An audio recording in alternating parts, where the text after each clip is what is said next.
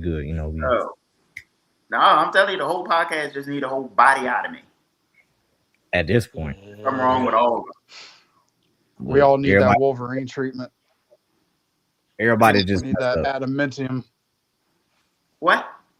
Is that a new drug? It sound like it. Nah, man, Sound Wolverine, dude. come you. You got I all. missed the Wolverine part. Yeah.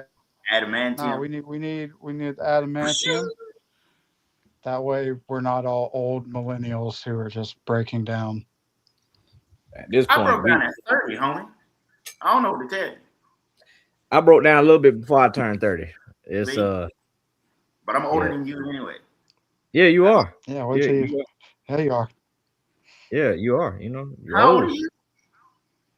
30. Oh. That's what I I thought you was like 34. No. No, I'm 34. What? I thought you was 60. Mm-hmm. Damn. I feel it. Yeah, don't we all? At this Well, point, according to my spine doctor, my spine is 60. Damn. So that's awesome. well, sometimes it ends up like that. Sadly. No, I thought you was about my age, Shane. I'm still taller than Trigger anyway, so that's good. Me too. Y'all like 6'7", 6'8". I wish I was. Ah, ain't nothing. I hate you. Y'all see that dude in the NCAA tournament who's like, was he like 7 feet Years tall? old? Oh. He plays No. for Florida. He was standing next to that dude who's like 6'8", and he's the guy who's 6'8" is like looking up to him like a child. No. Y'all I don't see saw that he dude? won and then I was out. Shout out to Duke, by the way. Sorry, How far Trevor. are we in the NCAA tournament? We at the Final Four yet? No, Round 22. Round of 22? I think that's what we're we about are. to be in the Sweet 16, ain't we? 16? I'm not watching. Yeah. You call me when we get to the Final Wow. Four. Yeah, well, it depends on if Duke's in the Final Four. If they're not, then I ain't gonna call you. I hope not. Sorry. Oh, y'all beefing with Duke? Why y'all beefing with Duke? What they Well, I'm did? not a Duke fan anyway. He's a Tar Heel fan. You beefing on Coach K? Coach K's not. Coach K retired, bro. Word. You beefing on whoever the coach is? Where have you been? Oh my God. Where I have watch you college basketball. You don't know nothing. Give a current events. been? I said, look, you're back by a lot. I'm Okay. surprised you didn't say what's his name. Who? Yeah. Look, you gotta be like, what's his Oh name? yeah. What, I didn't know what's his name. No, I know Look. who Coach K is. He was, Yeah, Duke head coach. Yeah, he was. What, Look, too many Yeah. libations. what the boy name? Who coached the Tar Heels? Dean Smith, right? I'm sorry, what did you just say? Dean Smith. Wow. All right. Is that not? Do y'all know who's coaching? I would call my dad right now. He a Tar Heels fan. I will call my dad right now. You know who the head coach is? Dean Coach Smith. Herbert Davis. Herbert. Why do I feel like you just Googled that? You were looking at your phone for a minute. He ain't know. I was texting my lady. Herbert Hughes. Oh, You said? okay. No, Herbert Davis. Nice. Oh, Herbert. Herbert. Herbert Hughes. Girl, you talking about Herbert? Girl, I pushed. It's gonna be one of those shows, bro. Cheers. Yeah. Right there. You know, Herbert looked like the what's the guy off of Batman? His face was like all weird and stuff, messed up. Clayface. Yeah. Oh, I said That's how Two they- Face. Almost right. Well, I mean, there are a lot of villains in Batman that have their face jacked up. So Yeah, you know, Batman took no remorse, you know. He was Where's Rachel? swear to me. Tell me now. Yeah. Let me guess, you didn't I'm watch a that. Superman guy myself. No, Oh, no. And I can say, Yeah, look, look- because it definitely just went over. It There definitely ain't wasn't a there. thought behind those eyes, bro. So he was like, I was just listening. I was letting y'all be great. letting us be Just great. nod your head. Exactly. Mm-hmm. Yeah. Batman and all his friends. Yeah. Yeah, Batman. The super friends. Ash, What's going up, on? sis?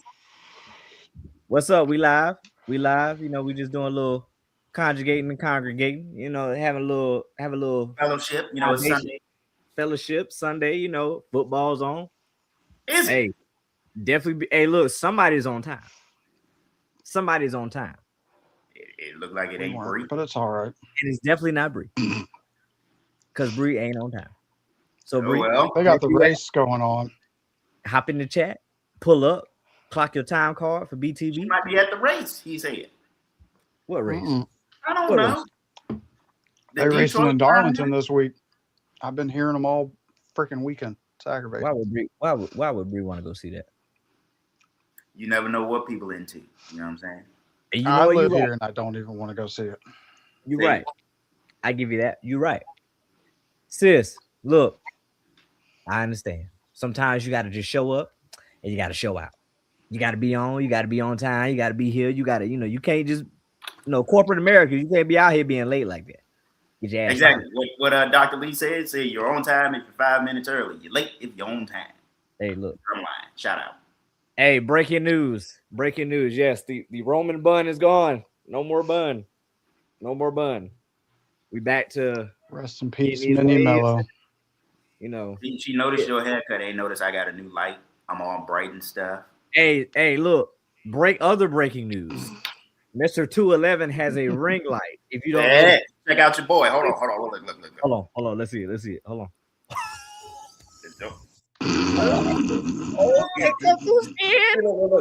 Look, it get dark. And then we go back up.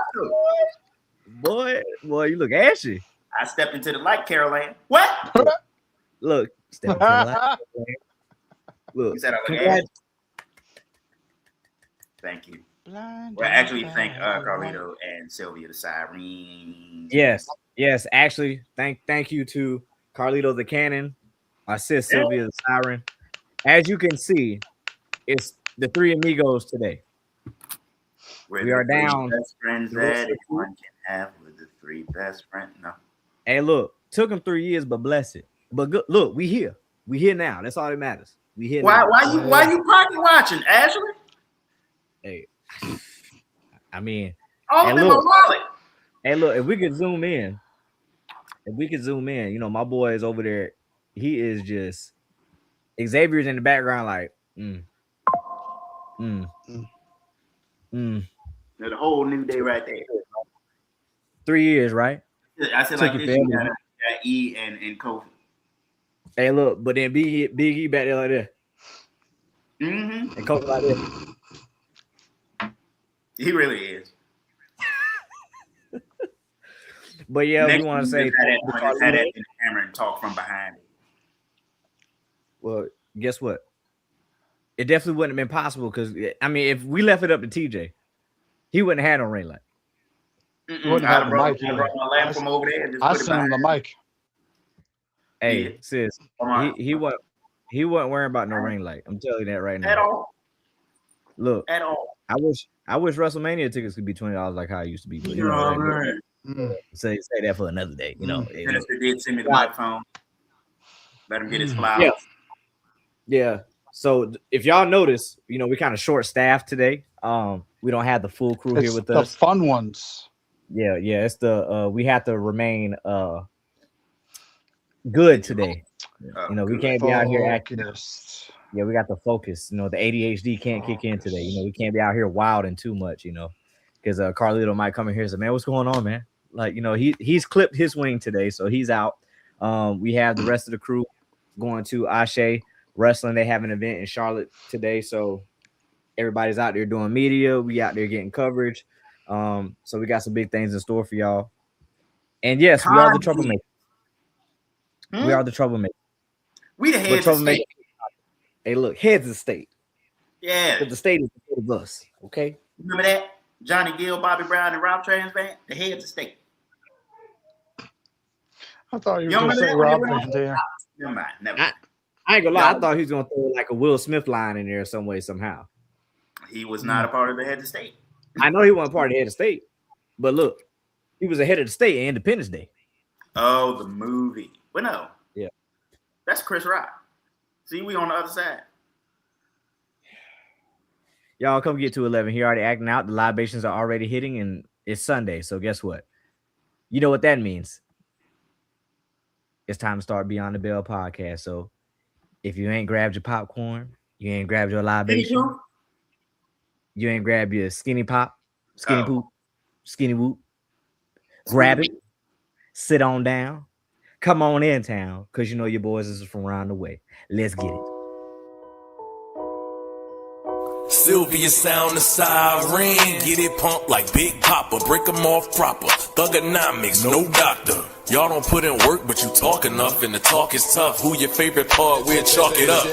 Spit an apple in your face like Carlito, the cannon on. I get to twitching like Braun Breaker, the damage on. I can let the trigger go off, and tray at your boss, and then you dropping down the card, the price of a loss. You shut it down early, bless it. I'm more Monday Night Raw attrition. I go to 11. My thoughts are sinister. Go run to the minister. Okay. You ain't getting the push, better go get your gimmick up. I black out like the Ministry of Darkness. Cartridge hit your cartilage. You jonesing around. Beyond the bell, we just laying them down on any show. So if you ain't all in, take the bump right now. 1, 2, 3, yeah. Beyond the Bell podcast. Listen, share, subscribe, like, run it up. You know the vibes, man. Stop playing. Let's get it. Boom, boom, boy, hey, that joint gonna hit every time, boy. That thing gonna hit every time, boy. Hey, look, that bass bumping, we beaming, and guess what? You already know what to do, what it is. It's the undeniable, the reliable, the one and only Trigger Trey Knight, and I'm in your city. I'm gonna pass it over to You'll figure out which way to point. The other way. I'm gonna find out which way to point one day, but no, I ain't gonna go down. I'm gonna go. Hold on, what they did in Dragon Ball Z. Wait. Yeah, Nope, go the other way. No, the other way. The other yeah, way. we good. Yeah, you no, we the good. other way. No, we're good. That way. No, but on the camera it's showing it. It's okay. You know what? Go ahead, man. No, I ain't messing with y'all. You know what I feel like I'm doing? Hip I feel hop like I'm shifting into turbo. You doing it with Like the no, we don't. No, we're not. No. Shame upon the name Kit Wilson. What's your favorite tattooed heathen, Mr. Sinister? And below me, this guy, this well-lit individual. Right. Can you see me? Yes, you can. It's your favorite man with a can, always with a steel reserve in his hand. Mr. 211 coming to you live from the very well-lit steel mill. You know what it is. Hey, look, you see how you put the drink up there? He's like, cheers to y'all and yours. Boy, you sound like Cody, boy. You out here promote libations, boy. Little lit. Sis, you already knew it was coming. We can't let you slide with it. You know what? Next episode, we're going to give you a presentation of a Skinny Pop sponsorship that we're going to eventually have one day. I think you will love it. All your people at Beyond the Bell is look, we lit. And they got cheddar cheese flavor. Cheddar cheese, white cheddar, caramel, black pepper, caramel, caramel, mocha, whatever you want. Caramel, lit. Hey, everybody clap it up for Bree. Bree has made it on time. She is here. On time? We've been here for 15 minutes. Actually, she's late. Actually, she's not on time. She just showed up.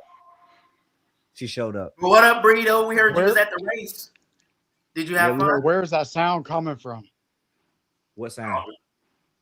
I know what you're talking about. Oh, I'm sorry. That's I'm sorry. Yes, that's you my need to change the battery in your smoke detector? No, first of all. Professionalism. Hey, first of all, we don't have smoke detector beeps over here. You know, I know that's the national black person don't change they smoke detector battery, but we don't do that over here. You know, no, Well, I also find it ironic because his beeped for like 6 months straight. So who? That is not true. TJ's. That is very true. No, it is. It was like 2. Bro, somebody could have sampled that and made it a song just from you. They could have. But look, mine is look. We're not doing this. Guess what? It should have been beeping anyway. Because guess what? That's I can't get to it. Hazard. It's a hazard. Whatever. Hey, babe. Well, guys, since we're here, you already know what to do. Make sure you guys like, follow, share, subscribe. What else? Like, follow, share, subscribe, comment. Send it via Bird. Send it via TikTok, Instagram, send Facebook, the Ravens. What's it? Lemon 8. I don't know what that is. What Threads? Lululemon. Lulu, Shein, Fashion Nova, whatever. Make sure y'all like, follow, share, subscribe, and send to your favorite family members, your friends, your teachers, the kids, whatever. Because guess what? All of them, they're gonna enjoy it. Tell them to pull up to the Beyond the Bell podcast. Exactly, because we out here. You know what I'm saying? We not only in your city, we in they city, we in they country, we in they house, we on they phone, we on they iPad. You know, we everywhere, baby. Everywhere, baby. Lock in, clink, clink. I put myself in the act now, Lord Jesus. Be there or be an L7 square. Weenie. Hey, if you didn't get the L7 square reference, then you know it's way before your time. It's all right. You asking the wrong one to keep other two in line. You asking the wrong person to keep anybody in line. Look, when he goes to screen interruption, technical difficulties, then you already know it's some stuff. All right. So guess what? Let us be great, Ashley. Hey, look, that's the one you got to worry about. I'm chilling. I'm good. Oh, I can't put that on. Oh, my bad. It's orange juice, y'all. You know what you need? No, it's not. You know, you know what you need. You gotta get you a koozie, homie. You're right. I'm gonna find one. I don't know what my glass. So, brothers, since we are here, in the words of Cody Raheem Rhodes, what do you guys want to talk about? I want to talk about. Why he did the hand like this? Hey, that was good. I go ahead, my bad. I need to know why Jelly Roll is continuously on my television. Who asked for this? Everything I know about that man has been against my will. I told y'all. WWE, please stop putting that man with face tattoos on my television. In a mouth full of chiclets. You seen his teeth? Not the chiclets. Man got horse teeth. Well, no, let me not say that before Jelly Roll show up at my door or something. Because he seems like he got power. But I'm just like, bruh. He up there pleading his case. Randy, I love you, man. I can't see you like this. I know what it's like to be the black sheep. I know what it's like to be. We know you've been to jail. Okay? You know what I'm saying? And then you want to grant. Just get Jelly Roll off the television. Why? You remember when Cody was getting beat all to hell by Randy Orton and Jelly Roll come across the stage talking about some Randy? No. He ain't a wrestler. Why ain't no security stopping? Hey, look, his hands were shaking. He was like, Randy. I'm saying, wait, hold on, Randy. Wait a minute. I hope Randy would have slapped him, but you know, I wish he's got RKO. You know what I'm saying? I'm sorry, Jelly Roll. I didn't mean to do it. But you know why? But we all know why Jelly Roll is on our screen. We know he's built the relation up with WWE. I mean, when he did his what was it? When they feature him, was it on Unreal? Right? Huh? Say he did the national anthem or something, right? At like SummerSlam a couple years back. Yeah, but even then, like, you know, him and Trips created that relationship, and I think it was on Unreal or something where it was kind of showing his journey of getting in the ring, getting in shape, you know, and he really enjoyed being in WWE and what it brought to him. So I'm like, don't get me wrong, I like them seeing them on screen, but I'm like, hey, for a continuous thing, I just don't think that's necessary right now. I guess is to again sell the event of Vegas. Okay, I mean, I get the okay. celebrity involvement, but we knew this was coming. We knew something like this was coming. Now I would have figured we would have got like Speed or somebody else because of the video that Trips dropped. Was a couple months ago with all the celebrities trying to like, oh, I want a match, I want this, I want that, and he teased that. But you know, Jelly Roll has proven himself in the ring, and you know, everybody else can say, oh, I want to be in the ring, I want to do this, I want to do that. But a lot of them ain't willing to take bumps. A lot of them ain't willing to give good TV or listen because of their star power. Like I said, we've seen very few celebrities that have transitioned into the ring and made something themselves. And the number one person I would say is Kevin Federline. The Lawrence best. you said Kevin The Federline. best ever, Kevin Federline, the best to ever do it. Okay. Hey, well, he beat John Cena, so you know by transitive property, he's the GOAT. Hey, the GOAT of them all. Hey, exactly. Celebrity. Hey, trash talked on the mic. It was great. Wow. Still one of the best. Okay. Better than Logan Paul. Better than Bad Bunny. Better than Pat. I mean, it don't. Better than Jelly Roll. He's better than Jelly Roll.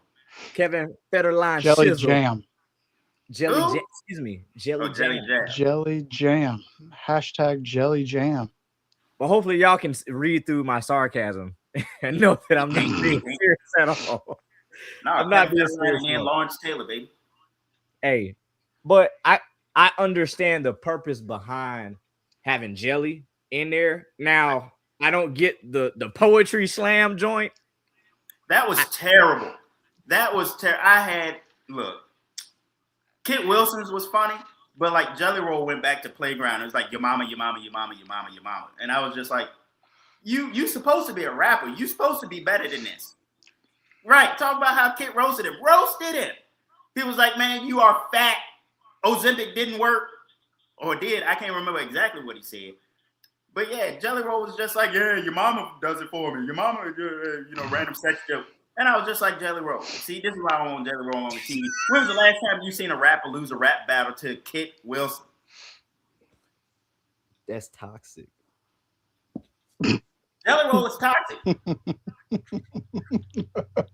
His guns is toxic. That's why he got the new teeth. He got the Roman teeth. He got the iPhone charging block. No, he ain't got the Roman teeth. He got the Diamond Dallas Page teeth. Damn. Damn. You know what I'm saying? You lose a rap battle to what the boy name is? 8 Mile would have tore Jelly Roll up. What the boy name is? Eminem. 8 Mile? Well, obviously Ozempic tore him up from what they were saying, but you know what? Actually, I'm gonna take myself out on that. That was. Tell me I'm wrong though. What's the dude named Sinister from 8 Mile? The character. Eminem. Sorry, guys, I had to take myself out. That wasn't B right. Rabbit. That wasn't right. B Rabbit. Yeah, B Rabbit would have told Jelly Roll up. He'd have been crying. But I mean, it gave what it needed to give, though. It gave what it needed to give. It gave, like Sis said, toxicity. Toxic. That whole segment. You're toxic. Toxic. It was toxic. And now they're gonna fight next week. For what? Well, look, would you want him to fight next week or would you want him to fight at Mania? Let's be real. Okay, I'll take next week. But I mean, I don't want him to fight at all. But you know, we're gonna end up looking at the question of how does Jelly Roll just come back for the build of Mania to put more eyes and get more people to buy tickets for Mania, or is it more so we building for a Jelly Roll match at Mania? We talked about it last week. Hopefully not. I hope it's the former. I hope he's trying to get eyes on the product and tickets out there. Because if he got a match at WrestleMania, I'm gonna be upset. I can't do nothing about it, but I'm gonna go to the bathroom, leave, go get another steal, something. A little restroom break, little bathroom, bathroom match. Ain't nothing wrong with that. As soon as I hear who's your daddy, and I find it very weird that he comes out to that song. And he's an artist himself. Why don't you just come out to one of your own songs? I bet you money. I bet you every dollar I got. If you ask him, he just be like, I want to pay homage to the ones that came before me. It's my favorite song. Toby Keith was a gangster. Whatever. But you still got to pay for that song. So I mean, tomato. He probably paying for it. I mean, unless he said, "Hey guys, I don't even want to use my music with my character. They know me as soon as I step out on the screen. They don't need to hear my music." But if it was me, name a Jelly Roll song. Jelly Make Jam. It so bad. What? Jelly Jam. I can't name a Jelly Jam, Jelly Roll, Jelly Sandwich song. Lakers and bad.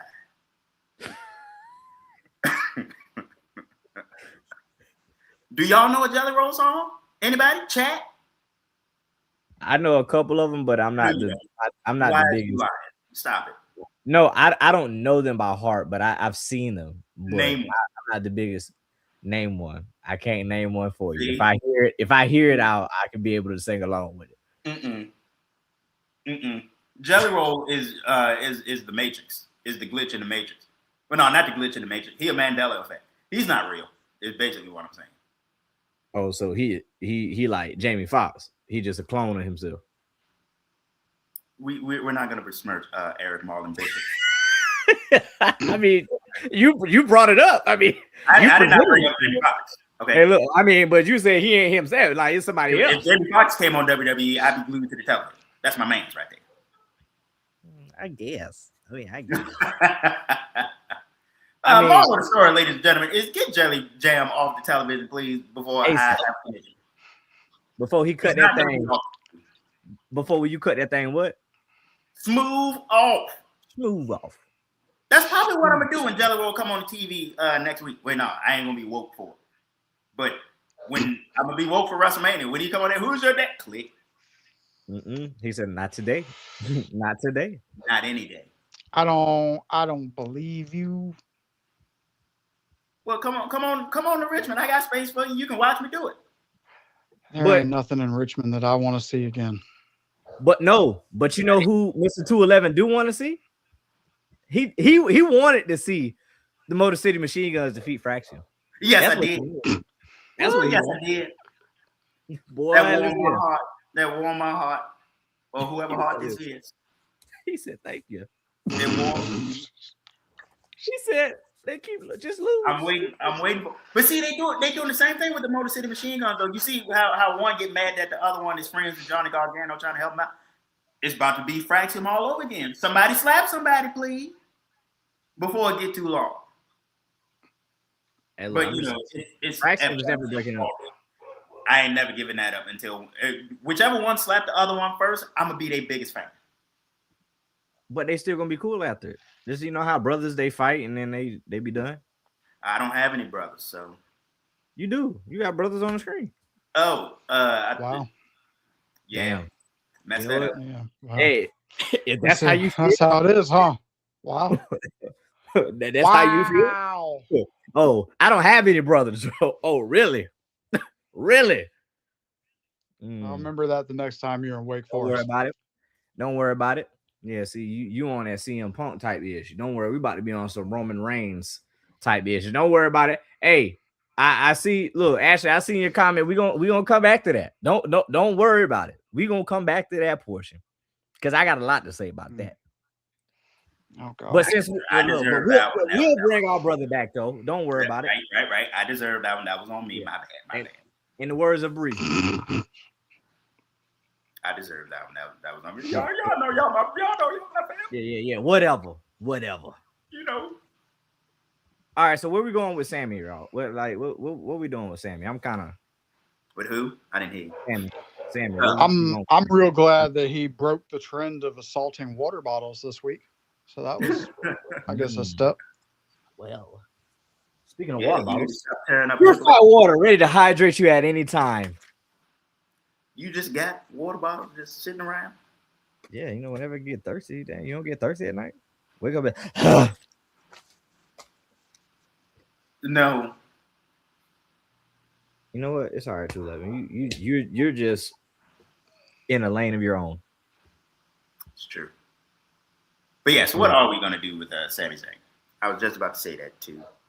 I went to the same store with the different team. Right there. We never got the payoff from Fraxium to start with. And then they're going to start it with the Motor City Machine Gun. Somebody needs to just slap it. Why you got to keep bringing it up? It's going to get passed over to the Street Profits next whenever they come back. They're not even on TV. They probably arguing now. Well, I know, but still. I feel like we're on the Raw with the Raw anonymous general manager with that random. May I have your attention, please? May I have your? Hey, look! Breaking news. Mm-hmm. Was it Carlito emailing you? Yeah. No, it's actually just. Is he the Raw general manager? Hey, hey, look! At this point, he's like, "Hey, look! Hey, giving input through the email." Nah, that's just Xbox. You know, my phone stuck on my Turn Mac. it off. No, my phone stuck on my MacBook because of my notifications. You know, it's just weird. So you know what? I should turn that off. See? Yeah, probably. That's ghetto. Yeah, that's all right. Do not disturb, at least. I mean, jeez. Well, I did not think about that. Oh my God! Gosh, you are so smart, Sinister. I think you should have thought about it. Thank you, sis. Appreciate you. God bless you. I did. I take accountability. Okay. But be like Sammy and take accountability for why he hasn't won a championship yet. Be Sammy. Because he's stuck and he don't want to admit it. Hey, I had to come out hot. No, he doesn't. But for some reason, he just hasn't won the big one yet. What somebody said it somewhere, so I'm piggybacking off of them. WrestleMania 43 is going to be in Saudi Arabia. That's probably going to be his moment. So we're going to have to suffer through his identity crisis. That was you? Maybe. No, we're saying maybe because there's stuff going on over there. I mean, right. I like the money that good and the bombs dropping over while Sammy win the championship. I guess. Hey, Stankonia said they are willing to drop bombs over Baghdad.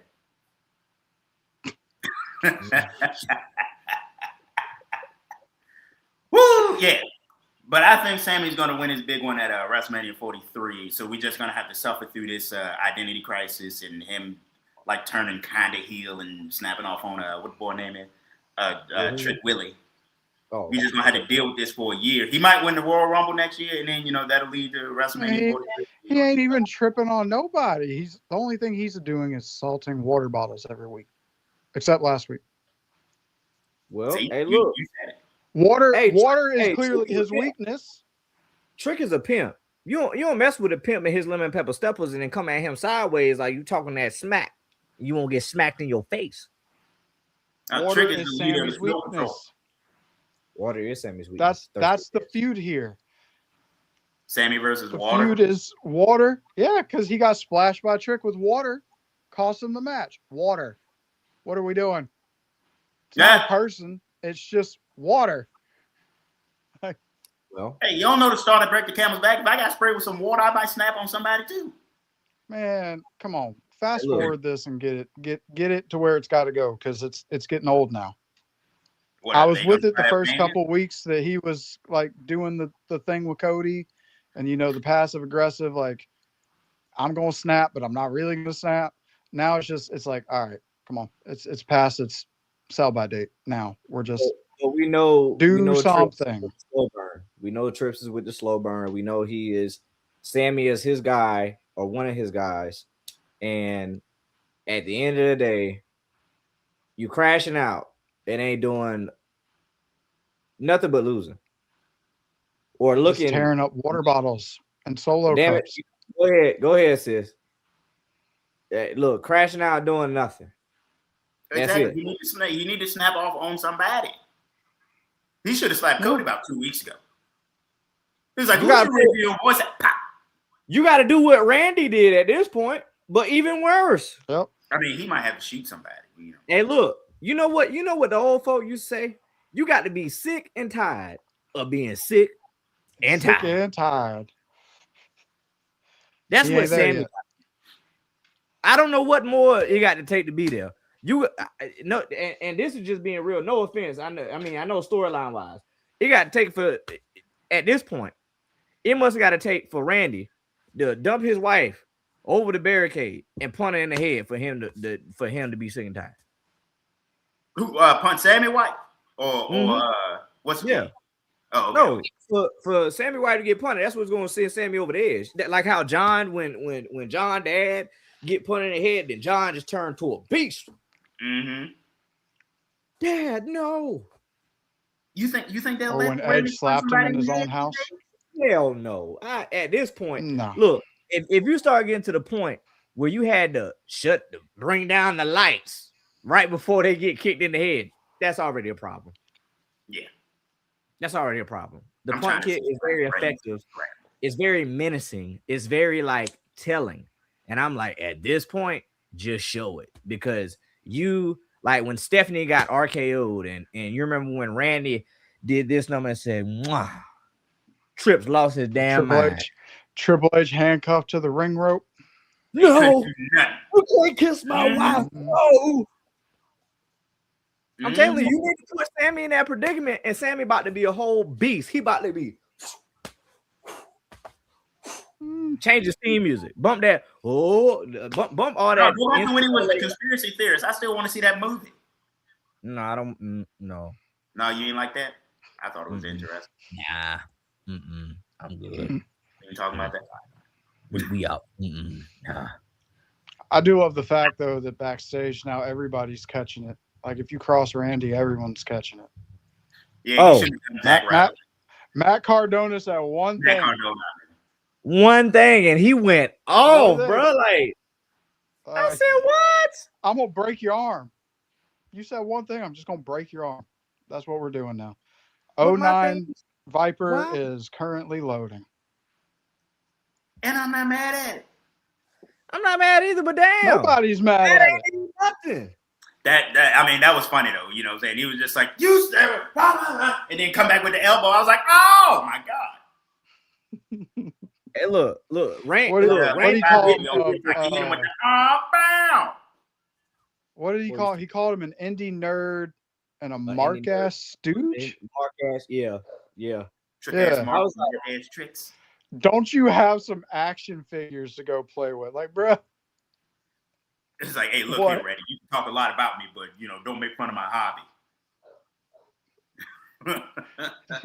That'll hurt my feelings for real. Look, my hat would have break your arm. It's fine. My hat would have went from here. Hey, bro, you took him. You sound real tough over the phone, nephew. You sound real tough over the phone, nephew. You got to see. You got to see me. We got to talk about this. He backed it up. There ain't no way. Well, I mean, Matt Cardona did get seen. His D's. He got whooped twice. Them nuts got seen too. Twice. See. Hey. What he should have done, he was like, Matt Cardona, come on out here. I need to apologize to you. That man shouldn't have came no further than the entrance. I'm good right here. Apologize right here. You could apologize to me from all the way up there. Exactly. Just say you're sorry and I'm going back and give me something to eat. We talk about 09 Randy. Look, I'm sorry, man, and you're going to bring me in for a hug and a handshake? Like, look, we could be talking about 09 Randy Orton, but we need to be talking about 2026 Matt Cardona's brain. The man's not smart, apparently. He knew not to go to that ring. They doing my boy dirty. They set him up for the kill. He set himself up for the kill. He ain't had to go to the ring. Whoa, whoa, whoa, whoa. Whoa. Woo, woo, woo. You got punched in the face. And radio, tell me everything you know. I like to get messed up by Randy Orton. Well, the radio didn't tell him what he needed to know. I'm just telling you. The radio didn't tell him. He listened. Because I was on the paper route watching it, and I was like, Matt Cardona, don't you go to that ring? Don't you go to that ring?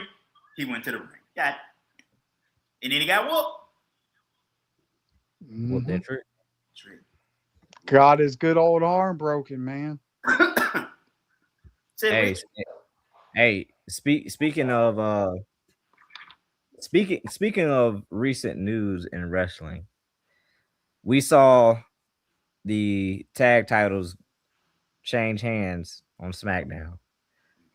I wonder why.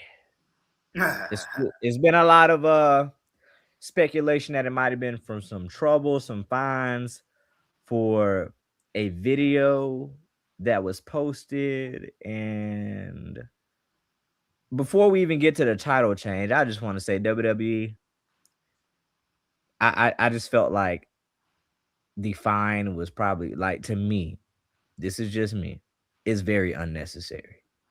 Why? Because how many people have recorded rehearsals before? Y'all have recorded rehearsals on WWE Unreal and other things. But even then, he was on the ramp talking, turning, and that was it. A hefty fine for that. And we sit here and say, oh, it's an unwritten rule of wrestling. Come on, guys. Come on. A lot of unwritten rules in wrestling have been broken for many years. It's constantly being broken with WWE Unreal. And granted, we understand, hey, pulling talent to the side, like, hey, we don't want this to be shown, but it's being shown anyway. Exactly. What's the control, difference man? Netflix? What? Because Netflix show it, and then you got WWE superstars showing it, and then they ass chap for doing something that people do with professional cameras, and he recorded on his iPhone 17 Pro Max, whatever. Why you had to say the whole phone? I don't know. I just it was great camera quality, so it had to be the 17 Pro Max. Okay. I think Fightful had reported it, and then Dirt Sheet shared it. Dirt Sheet Radio shared it, and then they dropped the video in the comments saying that he had got fined for recording rehearsal. So honestly, even with the tag team title match, we figured this was going to come. And for two, I personally, everybody knows I'm a big Bray Wyatt fan. People know at first when the Wyatt Six came into WWE, I was like, yo, I'm ready to see what they're going to do. The mystique and what I thought would have been, it's not going nowhere. Well, not that it can't, but to me, what the boy name is, Howdy is trying to be too much of a exact copy of Bray Wyatt. I understand that, the loss is there, the void is there, but you got to be a little bit different. They already call themselves the Wyatt Six, even though none of them are named Wyatt at all. And I'm just like, bruh, he's even trying to speak like Bray. He's trying to do all his mannerisms like Bray. And I'm just like, be different. You're Uncle Heidi. What is Uncle Howdy? Mm-hmm. Be him. Heidi. You know what I'm saying? Because when he takes the mask off, he's like, yeah, man, I'm going to ruin your life, man. Run. And I'm just like, it's not the same coming from you. It's true. Yeah, it's just not the same. It don't hit the same nothing. Be whatever Bro Dallas is. What? But I mean, where they position it at, and at first the rivalry was good, but then I think it had so much cool down, cool off time, and it was interchangeable that they were doing things with other people that it just made you not care for it anymore. And then we try to reinsert people and bring them back, because I think they said that Bo was hurt, but even then I'm like, yo, what are we doing? Like, honestly, the constant continuation of pitting them against each other, like, honestly, that's running its course. Let that crap be and let it go. We fighting over a lantern every week.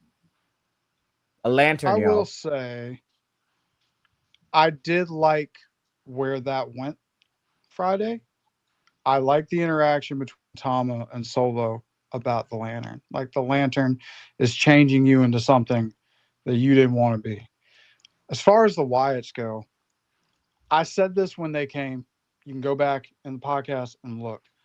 Keep them away from titles. It was the biggest mistake they made with Bray. Giving the Fiend the Universal Championship. The character didn't need it. Mm-hmm. The character is the draw, not the fact that he was the champion, because he was so unique. Like he said, I'm the color red. in a world of black and gray.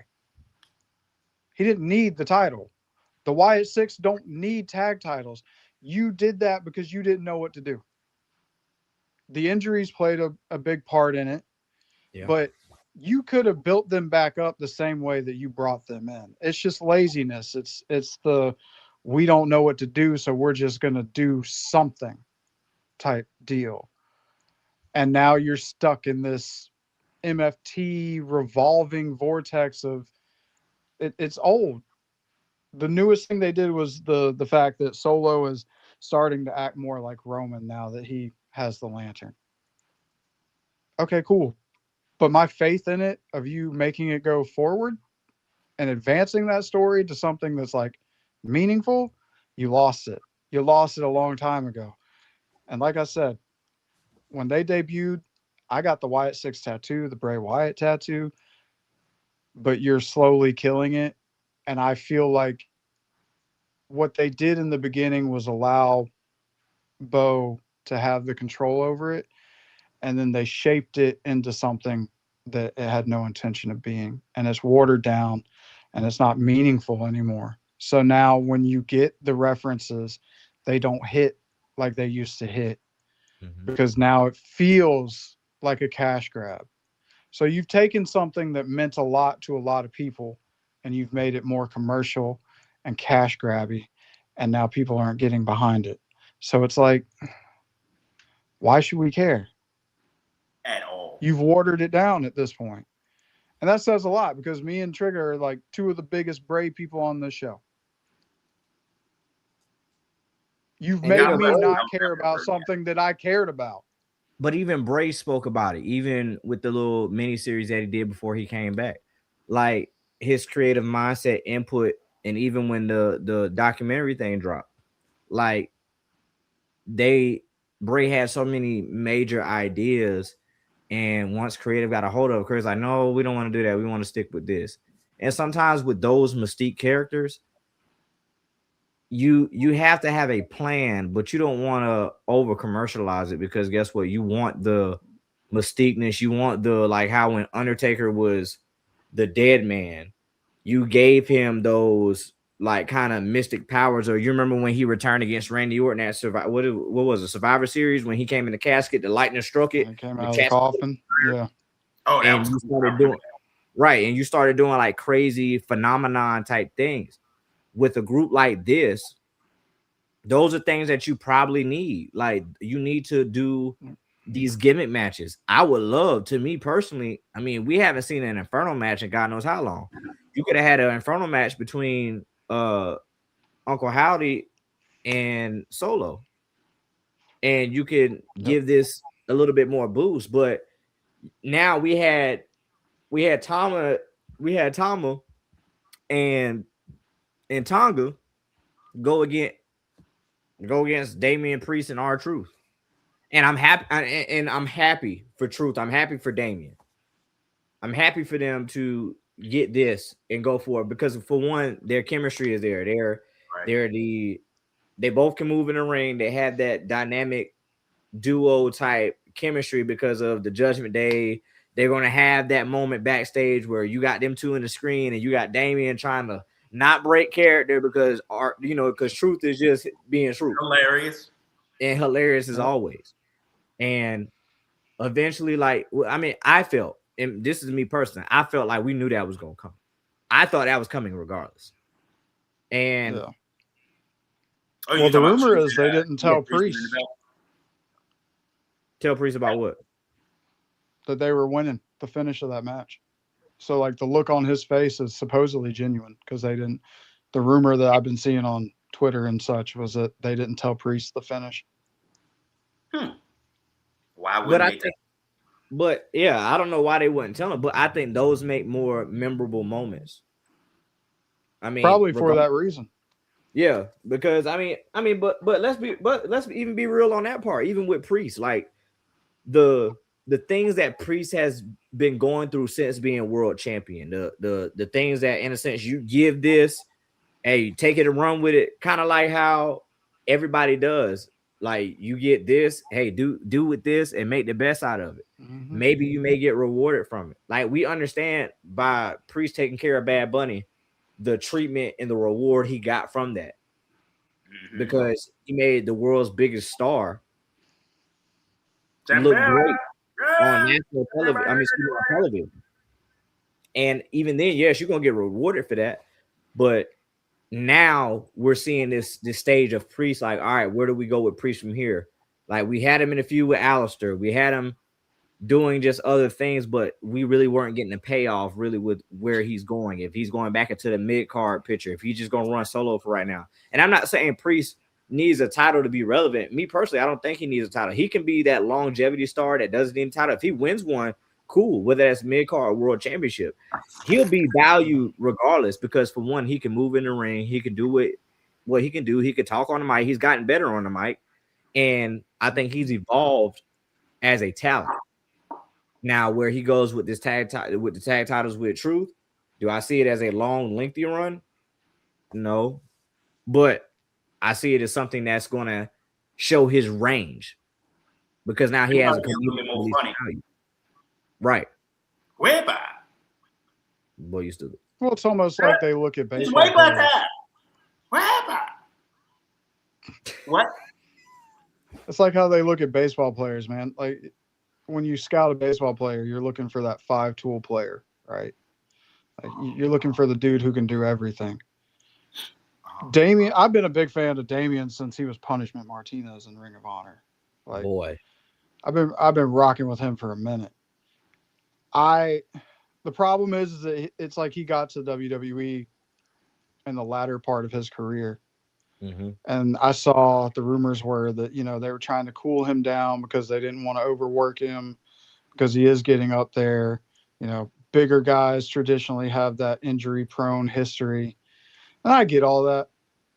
I don't think Damien needs a title to be relevant.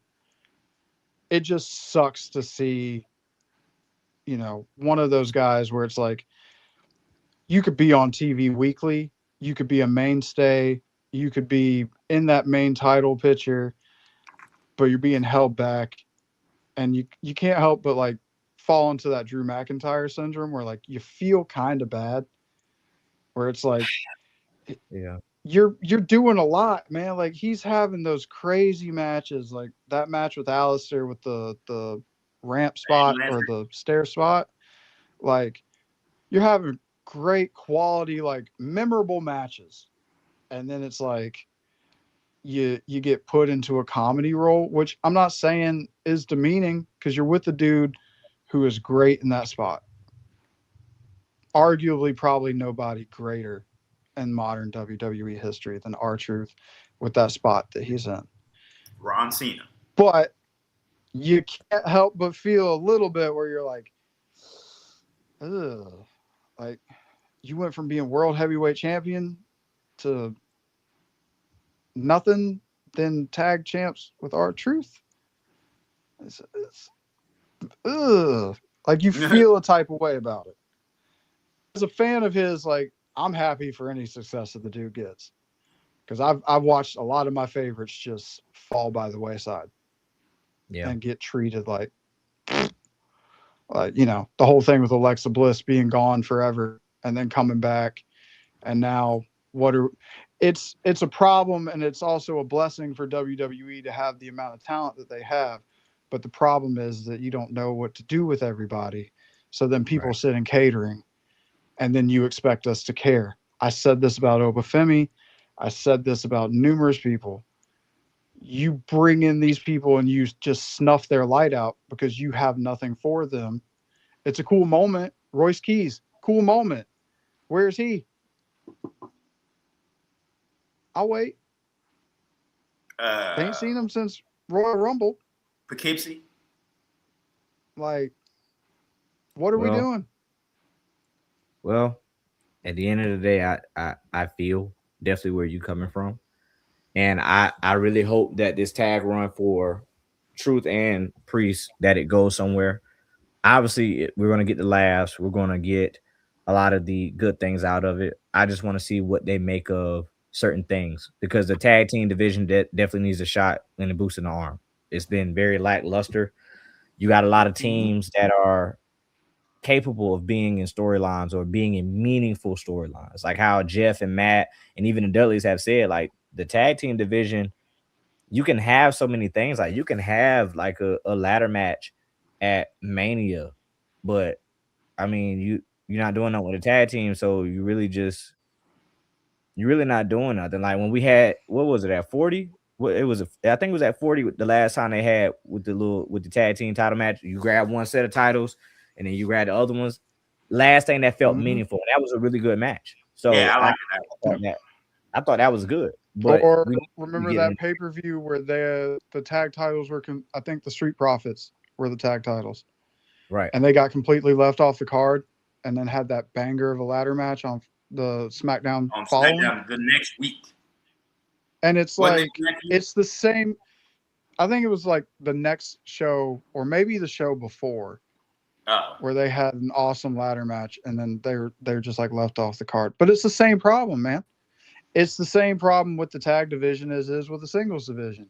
You have enough people in your tag division on Raw and SmackDown to make a banger of tag division for both shows. But you have the Street Profits doing whatever they're doing. You've got Eric and Ivar down in AAA, where a lot of American audience doesn't watch. But they could add to the tag division because at this point you need the bodies. You can't it's the same thing that we talked about before, like the singles people. You can't have Rhea Ripley constantly facing off against the same people. It gets boring. Right. You can't have the tag division facing off against the same people. It gets boring. And that's what we're in that feedback loop from hell where it's the same tag teams doing the same thing. And then you get the classic mismatch, we're not really a tag team thing. When you have 18 different tag teams sitting and catering with nothing to do at all, you're making a whole new tag team, which again, I'm happy for Damian Priest. I'm happy for R-Truth. It's pointless when you have 20 different tag teams sitting around not doing anything. And then the argument would be, oh, well, we don't know what to do with them. Well, you put them out there and you push them a little bit. That way, when a Motor City Machine Gun entrance hits, it's not crickets. You're doing that. We're not doing that. It's been crickets from the beginning, though. No, because I was at the SmackDown show where they debuted, and it was a very loud reaction. Yeah, it was loud. And then you took it here, and now you're just we're cooling them all the way down. Because like, what is it, man? Like they say, like absent makes the heart grow fonder or whatever. That's bullcrap. Wrestling fans, if we don't see you, unless you're like a major star like Kevin Owens or blah, whoever, we're going to forget because you're not the centerpiece of whatever you're doing.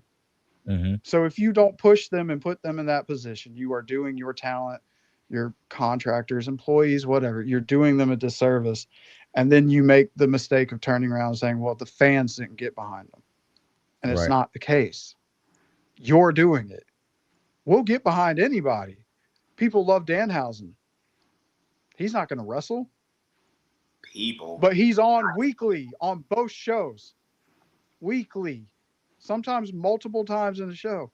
And you've got great tag teams sitting in your locker room not doing anything. Great single stars sitting in your locker rooms not doing anything.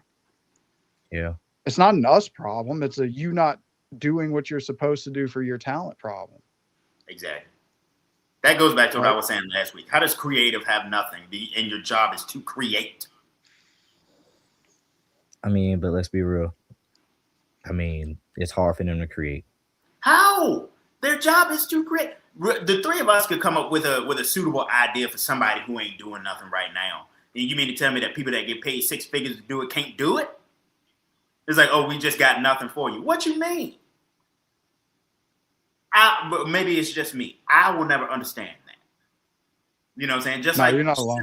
Just say you got a whole bunch of people back there not doing nothing, and both of the shows, Raw, SmackDown, NXT, all of them are like 55% video promos of things we already seen. They can cut that down and put some people out there and do some stuff. You know what I'm saying? It's not. I don't believe. Well, no. I'm not gonna say that. It shouldn't be that tough to find something to do for somebody. You know what I'm saying? Even if it's the smallest, dumbest idea. Mm-hmm. You know, for somebody.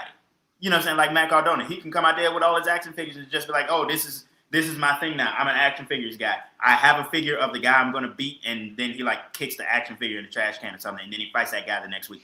Boom! Idea! And that's off the steel, The problem is, man, it's like they're overthinking it. That's the way I feel about it. You're overthinking it. Mm-hmm. We are not hard to please as wrestling fans. We got behind Chris Jericho's stupid list. Say it again. Like, say it again. If we care about somebody, we will back them until the end of days. But you don't give us anything to look at. Like I said, Royce Keys, I was super excited when they announced that Powerhouse was coming over from AEW. I thought that he'd get a lot more opportunity in the E than he was getting in AEW. I felt super excited for him because at the end of the day, man, when you separate the talent from the individual, I was happy for the individual and the talent because I felt like you could get a better shot. What a kick in the nuts it is. He debuts at the Rumble and you haven't seen him since. Because we don't have nothing for him. Then why would you debut him? We know the answer to that, but it's pettiness. That's not a good way to do business. Like he just can't come out. And your ticket sales suffer. That's the crazy thing. Everybody's up in a tizzy about WrestleMania tickets not doing well. That's your fault. I don't think it has anything to do necessarily with the price because the price was what it was last year and they sold out. It's about the things that you're providing to your fan base to get behind or not get behind that's costing you. It has nothing to do. If people want to go, dude, they're going to pay the price to go. It's people out there who won't do it. There are people out there that has plenty of disposable income that could drop $50,000 for a ticket to go to WrestleMania. Maybe not $50,000. But you're not. The green shirt guy hasn't shown up on TV in a minute. Like, ain't nobody noticed that. Hey. I didn't notice that, to be honest. And I don't think it has anything to do with the price of the tickets. I think it's because why would I pay this money to go to this show for 3 or 4 hours and not get anything out of it? Because it's the same old, same old. Outside of Raw on the CM Punk and Roman segment or the stuff going on with Randy, everything else is lackluster at best. And you're supposed to be building to your biggest show of the year. So is the Mania card taking shape? Kinda. Is it something that fans really care about? No. They care about Oba and Brock. They care about Randy and Cody. Maybe Drew and Jacob. Maybe. The women's matches are getting left in the dust, dude. They're not doing anything to build those. No, Rhea didn't do her thing on Friday. She's not. I'm kind of tired. The whole thing has been, it's just like, it's falling flat. This is your job. Do your job. If people on the internet can get out here and make a better card than what you're doing, and we don't get paid what you get paid, we're telling you what the fans want. The fans are telling you what we want, and you're just ignoring it. But you'll sit here and you'll say, oh, well, Vince would have never. You're not doing it either. So the grass ain't greener under this regime as it was before. Let them know. It's just message. It's aggravating, man. It's aggravating as a fan to sit here and I want every company, every wrestling company to succeed. And some do it better than others. But you're the biggest. You get the biggest headlines. You get the biggest notice. You're the supposed blueprint and standard of what pro wrestling should be. And there are a lot of other out there that do it way better that I would dedicate my money to rather than dropping whatever it is to get a nosebleed seat in Vegas. Like, it's not our fault. It's your fault.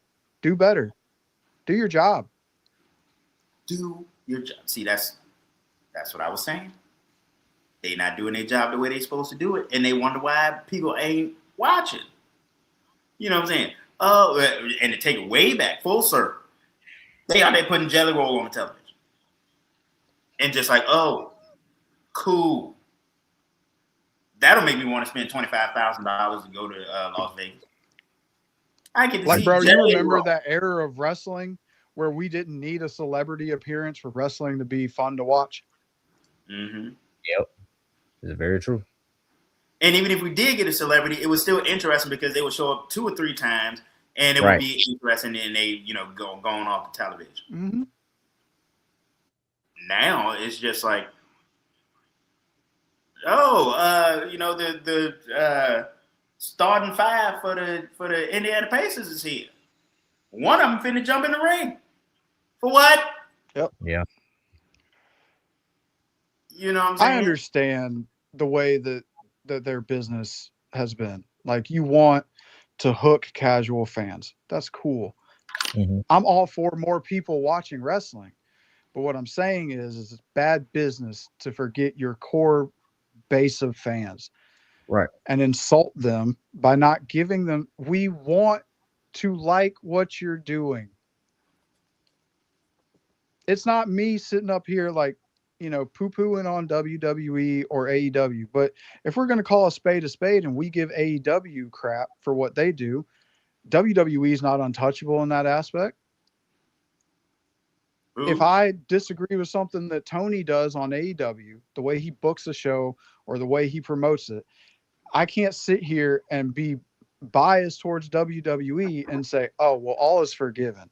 I love Triple H. He's one of my all-time favorite wrestlers. Mm-hmm. But I'm going to call it like I see it, dude. Like, you're handcuffed. You're giving us crap. And I'm not going to sit here and pretend like, what's that famous thing that Vince said? You got to learn to eat shit and like the taste of it. Nah. No, I don't. I don't have to watch. Exactly. That was a whole other era. It's like, that the hardcore fans, for the most part, are going to tune in. Mm-hmm. They'll tune in long enough for you to get your numbers. But then after that, it doesn't matter. Because hardcore fans know. If I tell you right now, a 3-hour show, what are the 3 segments that you're going to watch? You're going to watch the beginning, you're going to watch the 9 o'clock, and you're going to watch the end of it. Yeah. You're not going to watch all the foo-foo stuff in between. But it doesn't matter because now you've given them their 3 time spots to do good ratings. But people don't want. I'm not saying that every show is physically possible to be a banger for 3 hours. You're going to have a bad show. You're going to have bad nights. I get it. What I'm saying is that you're leading into your Super Bowl and we're 3 weeks out now? Mm-hmm. As of now, there are 4 or 5 matches that are absolutely confirmed. I think so. So you got Oba and Brock, the 2 women's matches, and then the 2 men's matches for the titles. So that's 5. You have 5 confirmed matches over 2 nights, and we're 3 weeks out. I said this, last week or the week before? They were going to wait until 2 weeks out and then mysteriously fill the card. And then mysteriously fill the card. No, they're going to put Battle Royals and Bad Bunny on a truck and possibly Snooki. That was a Martin reference. I'm sorry. I mean, like I said, bro, like I get it. You're putting Jelly Jam on TV to get that interest. You've done the stuff with Cody to garner the interest. Hold on, real quick. Is Jelly Jam that big of a superstar that people gonna buy tickets? I'm one person. Probably. I don't like Jelly. Really? I'm not saying that the hardcore fans are gonna buy tickets to go see Jelly Roll. I'm talking about the casual people. They will, dude. Look, really, that's crazy. Jelly Roll has that much of an influence on the world? Yep. Well, dude, look, as a guy who used to be really tapped into the music business, You would be amazed what some people do for their favorite artists. Absolutely amazed. There are people out there that will sell their house to go see Jelly Roll have a match at WrestleMania or be at a concert of his, period. You would think as a normal person that I'm just saying, bro, it happens. I've seen it. I've heard it. Like, you're not lying. I'm not gonna say you're lying. Never that. People's dedication to like their favorite actors or athletes or like whatever is insane. Like some of the here would like literally blow your mind. It's just like I said. I'm the biggest Smithsonian there is, and that's Will Smith fans. I coined that phrase the other day. I just made it up. But I have never been to a concert of his, and I wouldn't sell my house or my car to do it. You know what I'm saying? Plus, to see a Will Smith concert, you got to go to Croatia, and that's a pretty Croatia. Yes. When was the last time you heard a Will Smith concert in the United States?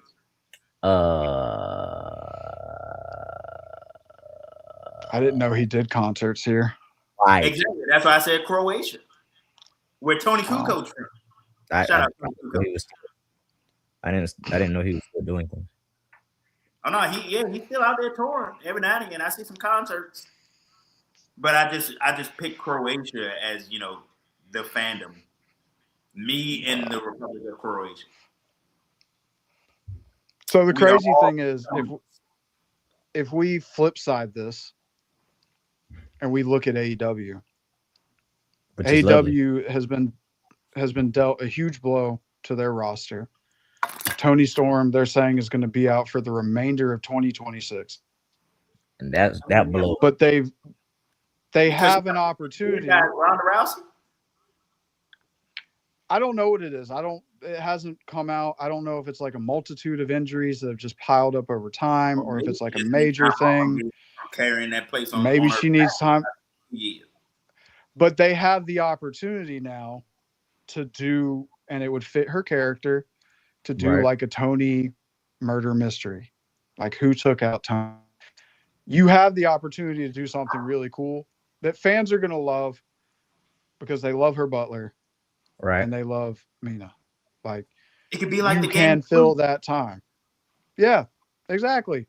Someone attacked Toni in the locker room with the candlestick. Who was it? And then we find out when she come back.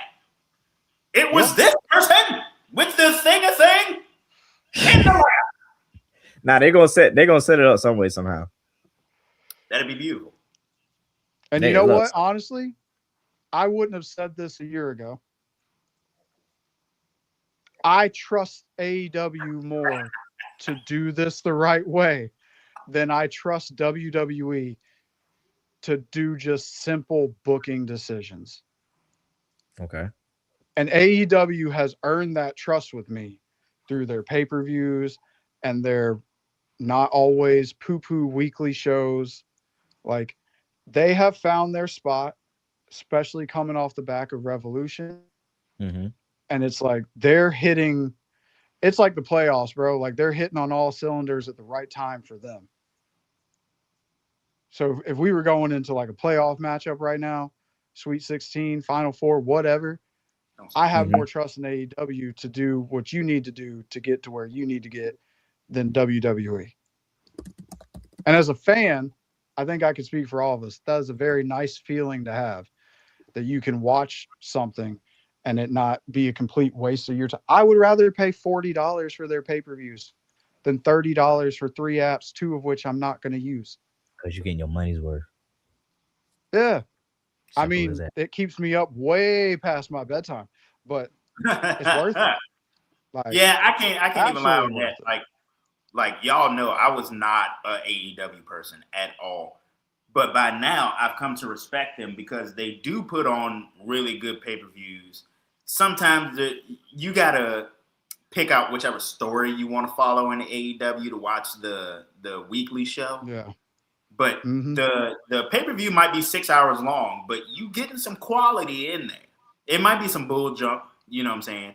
The national Ronda Rousey. Ronda Rousey. That's the only thing that took that show from a 10 out of 10 for me to an 8 out of 10. if I never see her on a wrestling program, and I said it on X and I'll say it here live, it does not matter where that lady shows up. TNA, AEW, WWE, FSW, PCW, any wrestling federation, it's a thing out in Vegas. Okay. Any wrestling organization on the face of the planet, it is not an organizational problem. We as wrestling fans do not like her, period. It doesn't matter where she shows up. And that's the whole thing. When she went on her tirade after her second run in WWE, calling it fake and all this whole stuff here, she may have been being a heel. We didn't know that because it wasn't on TV. It was on Instagram. It was on social media and things like that. So, you know what I'm saying? For people like you and me, that kills her for us. You know what I'm saying?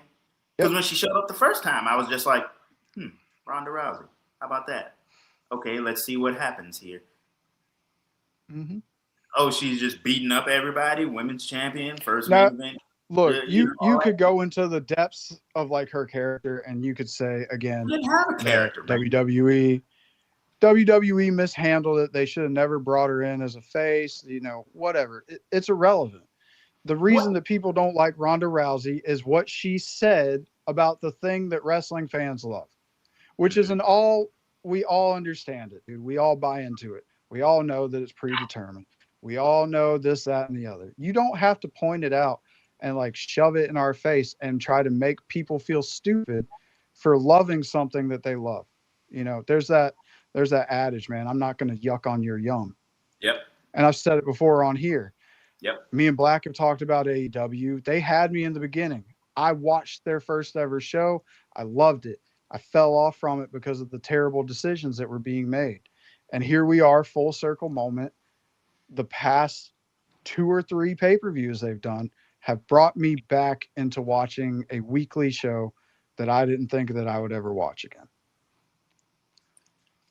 And that's it. There are plenty of people who did that in WWE and never went back.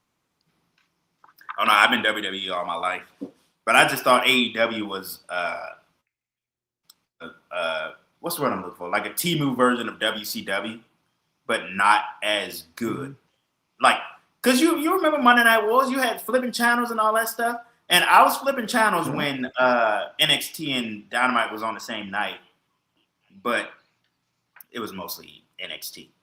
But AEW get they props now from me. You know what I'm saying?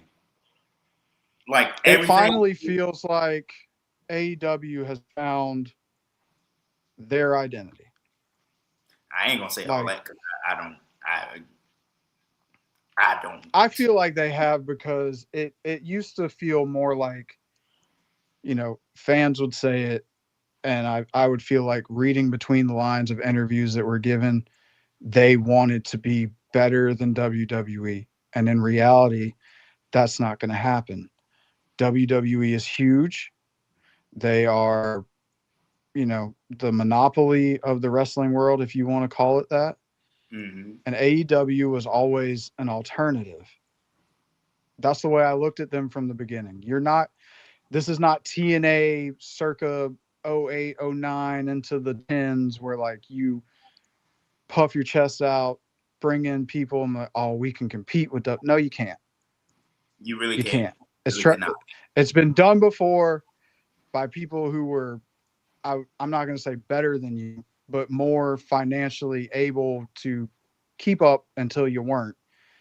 And I didn't want to see another wrestling company come in and compete with WWE and end up bankrupt and just gone. Another company that and they now now it's like AEW does the thing that WWE says they do, and they listen to what their fans want. They give the fans what they want. I think AEW is a great alternative for wrestling fans, casual and hardcore alike, and they've garnered that and they sit in that space where they have that identity to themselves now. Because let's be honest, the deal between TNA and WWE is what it is. TNA's on the come up. I don't see. Look how long it's taken AEW to get to this spot, man. Like, Well, they basically came in as the number 2. They were going to be the number 2. Yeah, but there was nobody else too. So that's kind of like you came in. TNA was not where it was. NXT was under the WWE umbrella. Like, unless you were absolutely diehard wrestling, most casual fans don't know who New Japan is. They don't know who Triple H or Triple A is. I watched them when it was on. Yeah, I mean, these are things that you've heard of. You've heard of the initials, but you've never watched. I watched. So on Axis. It's hard to sit there and be like, well, who's better than AEW as a number 2 spot? Right. They're an American company. I mean, at the time, NWA was trying to come back real hard, and like their weekly like YouTube stuff was okay. I watched it for about 5 weeks, and then I forgot it existed. Yeah, which is mostly the problem. No, they got kicked off of the CW. Mm-hmm. Before they. It's mostly the problem because you don't have these things in place to hang with WWE long term. Yeah.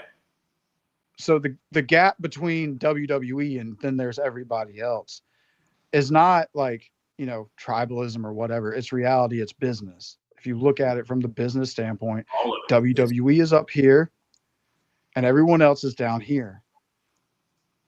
It is what it is. It's not tribalism. It's the truth. But AEW sitting where they are right now, the loyalty of their fan base, the product that they put out on a weekly basis, and their pay-per-views are well worth investing in and bringing people back who left for the same reasons that I left. Because, yeah, there's weird stuff. But like I said, bro, like we got behind the list of Jericho. If I had told you that in the year 2026 that there would, or 2024, whenever her character thing started, if I had told you there was going to be an MGM old school black and white, like 1940s women's wrestler who was going to set the world on fire, you probably would have laughed in my face. Yep. Yeah. But it works. And we love it. Mm-hmm. Like they found the balance between characters and good wrestling. And now it's not just, we're just doing wrestling for the sake of wrestling all the time, 24/7 with no story. No rhyme or reason. We're just fighting to fight.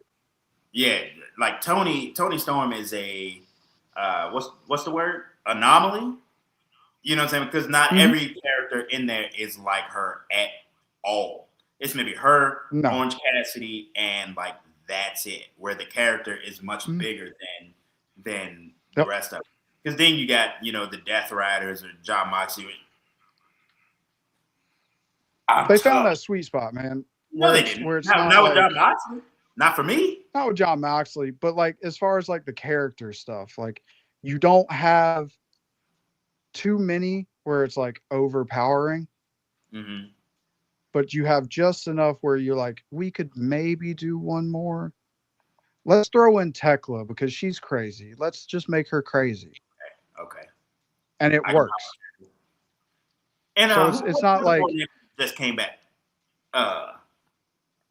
Osprey? Yeah, there you go. Osprey. I want them to turn him into a great character. I hope when he comes back, what's the word I'm looking for? When he makes his whatever this run is going to be. I hope he wins the world belt.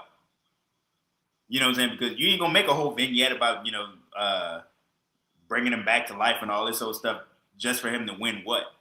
The other 17 belts they got? He'll probably take that belt off of Moxley.